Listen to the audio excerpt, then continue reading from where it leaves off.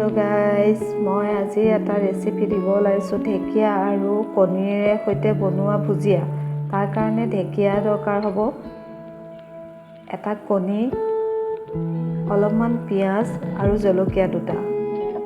প্ৰথমতে মই কেৰাহীটো গৰম কৰি তাত অলপমান মিঠাতেল দিলোঁ, শুকান জলকীয়া এটা দি দিলোঁ, দি কাটি থোৱা সেই পিঁয়াজখিনি দিলোঁ, দি ভালদৰে লৰাই ঢেকীয়াখিনি তাত ঢালি দিলোঁ।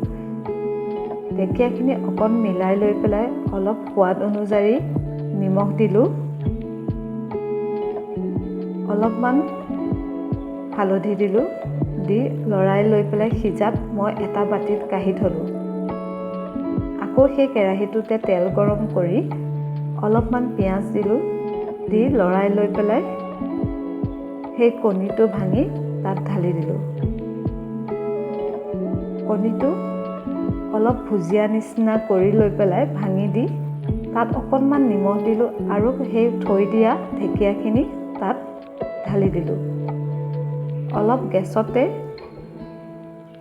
লৰাই মিলাই লৈ পেলাই